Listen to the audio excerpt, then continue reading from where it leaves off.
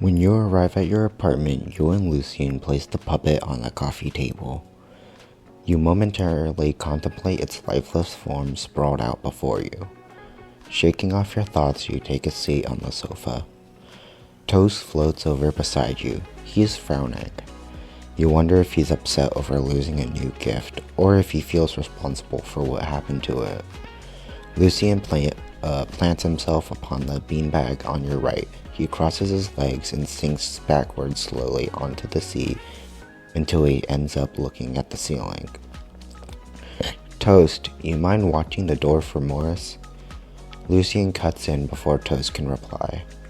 I'll do it. The angel tries to get up, but the beanbag has him in its clutches. He flails his arms and legs in his hopeless attempt for freedom. What is this damned contraption? You flick your head towards the door to let Toast know to go ahead. Meanwhile, you hop to your feet and help free the angel from his beanbag prison. Lucien quickly throws his head into the air as though to say he never needed the help.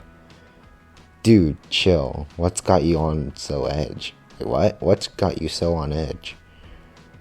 Lucien scoffs. He looks over to Toast, making sure the ghost is out of earshot before whispering to you. I'm merely concerned that you are putting so much faith in that ghost. He's just watching the door. Even that. Is that a wise decision? I've been thinking about the battle earlier. I thought it over and realized you were risking it all on Toast to land the finishing blow. You flinch. Well, you lose the shot you don't take. Uh-huh. The mechanisms of your mind vexes me. I would have instantly assumed he had abandoned us. Come on, Toast wouldn't ditch us. You look at the ghost, who is preoccupied by sticking his head out through the door. He wouldn't. You turn to Lucien. Right? The angel's arched eyebrows sufficiently tells you his opinions about Toast. In my mind, your answer depends upon the following question. Who is Toast? Someone's coming? Huh? Toast retracts his head back into the door. A knock follows from behind the door. Who is it? What? It's me, Morris. Open up. Morris who?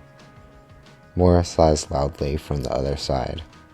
Really? We're doing this? Okay, it's Morris Boris, the exorcist. Hold up, I don't see your name on the list. What's the password? Password? What? Nope. This is ridiculous. Nuh-uh, try again. Concussa! The magical color shocks Toast. He falls onto his back with his arms flailing about. What the freak? Kiki, ow, Kiki. Lucien leans closer to your ear. I told you so. Ugh. You can already picture his smug face without turning to the dog. You walk to the entrance, stepping across the convulsing hyena. You should have just opened the door, dude. Oh, fuck, I can't. You should have just opened the door, Toast. Null. Toast, you're not being shocked anymore. Oh. Heh, you're right. He rises and floats behind you like nothing happened. Morris opens the door, stomping his way in. He glares at Toast who just snickers at him. You... He points at the demon. Come with me, I'm fixing the bloody puppet. Sweet! The boar snatches up the puppet on the table and enters the kitchen with Toast following along. You pass the time scrolling through your phone trying to get Lucien interested in what you find. A few moments later. Bam! I'm back, baby. Toast slides into the room, his hand raised high, signaling to you to high-five him. Sporting a grin, you do a little jump to reach the hyena's hand. Come on, I barely felt that. Here, give my arms a real squeeze. He flexes his right arm, his grapefruit-sized bicep bulges upward. You're a little bashful at first, but you step closer to press your fingers on his bicep. Wow, that's strong. Good to see you're in tip-top shape. It's like the battle never happened at all. Morris cuts in, forcing to pull back from the ghost. Why, thank you. I think I did a pretty good job fixing up something like that for the first time. The somebody is pretty resistant, so I didn't need to do much. I even added a little upgrade to it to improve the user experience. If you're giving upgrades, be sure to give him a sense of self-preservation. Hey, I did pretty good back there. Yes, your ability to get in the way was astounding. You're sure to talk. You're one to talk. One fireball and you're crying like a baby. I thought angels were tougher than that. Lucian growls at the boar. Guys, don't fight over it. It was our first battle, and we all still need to learn to work together. Maybe a little training could help. They simultaneously grunt and turn their head at the suggestion. Humph. You guys. Sighing, you take a seat on the floor in front of the coffee table. The three of them remain standing. Slowly, they look to one another as though waiting to see who would sit first. Toast is first. Take a seat to your right while Lucian takes your left and Morris sits across from you. Anyways, there's still two more things we need to talk about. Oh. First, my watch. Oh. He raises his right arm and gestures towards where his watch used to be. Right. How much do I owe you for that?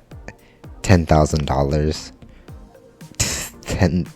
What? How? Is that a lot? That's like 200,000.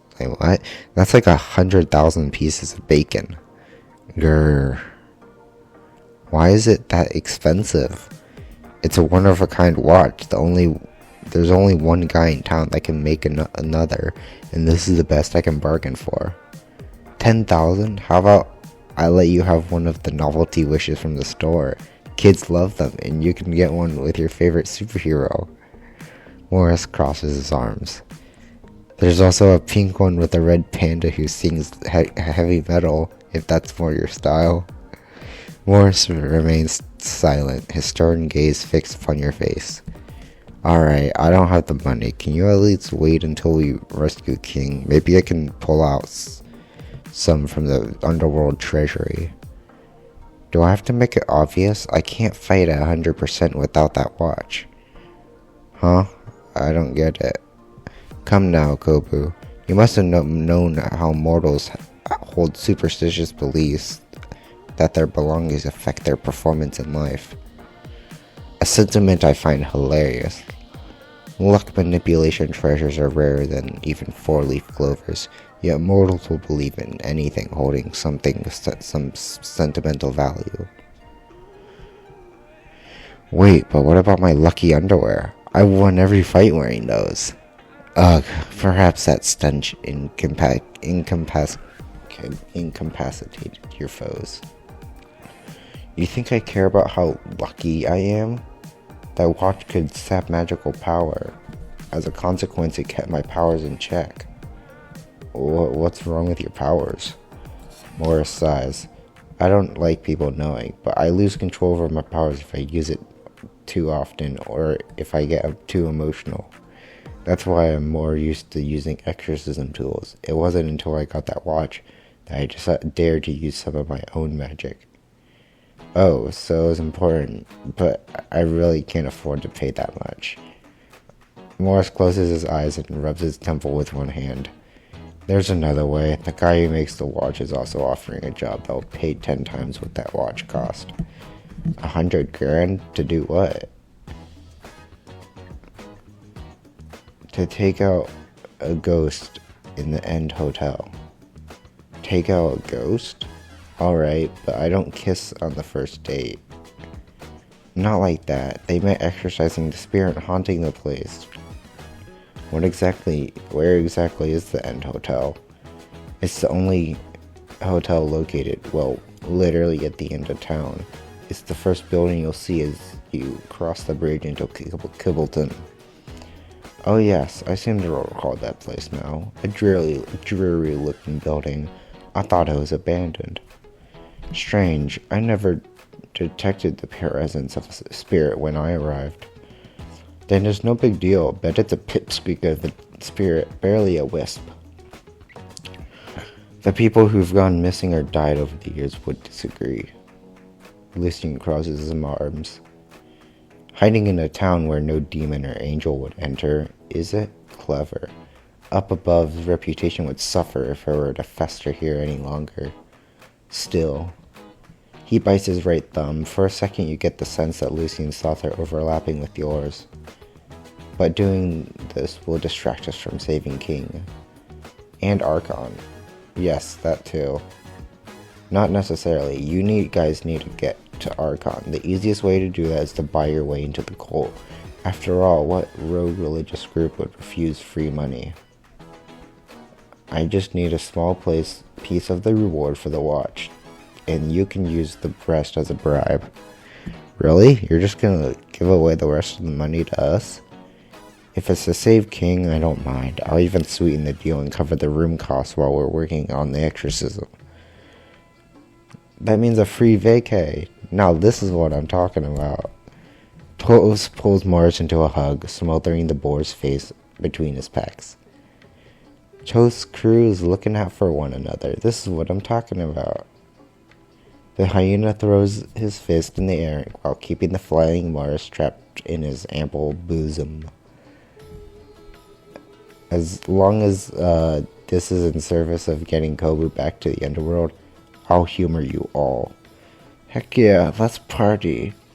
Arrgh. With a strong push, Morris breaks free from the hug. The boar gasps loudly. He brushes his hair into place and looks at you. So how about it? You nod. Yeah, let's send the spirit back to the Underworld. Woohoo! I'll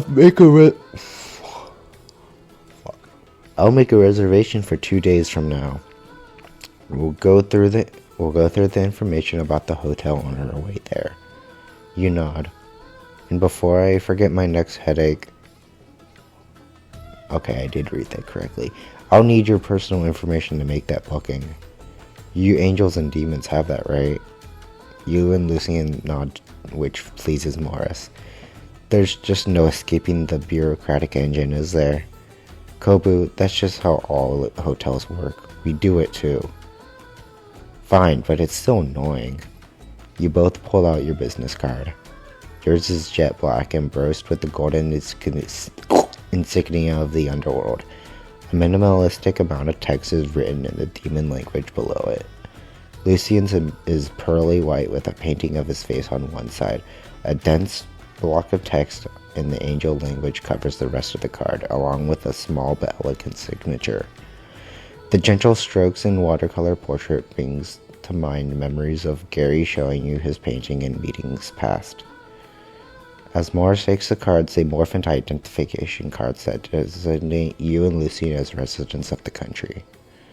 Convenient. These are like the death passports we use for our spirits and familiars. I assume more than forgery is involved. The audacity. Lord Gary makes every asset up above by hand. This card is no different. When an angel comes down to earth, the card brings God's blessing and alters all mortal systems to include the angels' identities. Mine's pretty much the same, except it curses all mortal systems instead. Curses all mortals' systems instead.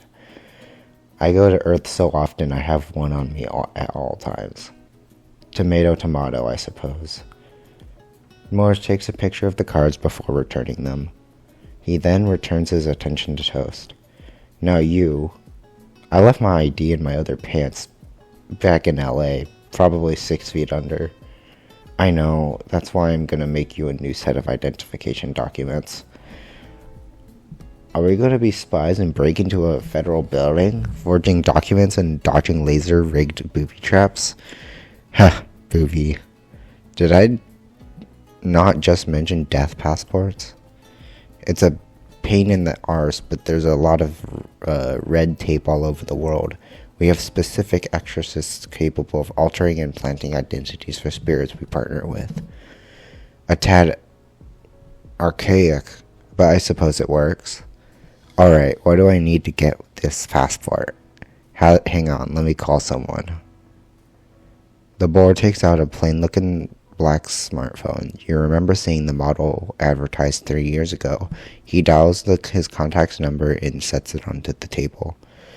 The dial tone beeps loudly from the phone speakers.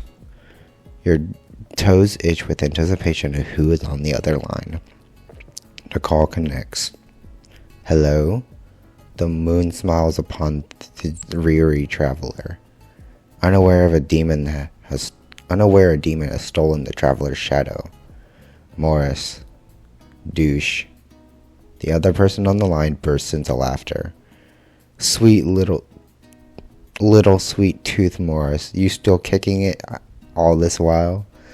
Ha. Disappointed?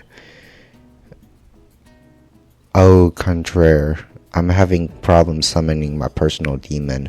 Why don't you come by and fill in the role? Real funny. I'm not coming for idle chit-chat. I need a death passport. Finally got a little ghost pet of your own? Surprised anyone would want to work with you. Yeah, look, I'm in a hurry. Well, howdy, you and everyone else in the exorcist house. I'm running on fumes without a demon to summon, so you can take a number and maybe, just maybe, I'll get to you before the end of this year. Come on, this is important. I got a job due in 2 days and it's big. Bite me, your highness. This douche is a dick. You and Lucian nod simultaneously. Morris remains silent for a minute. You shake your head towards him, irritated by Douche's attitude. Morris just shrugs back. You suppose he's used to this by now. Alright, if I don't get my passport right away, then someone might let it slip. That 7 years ago, a certain skunk slipped out of his monastery's guard duty to make out with every girl in the village pub.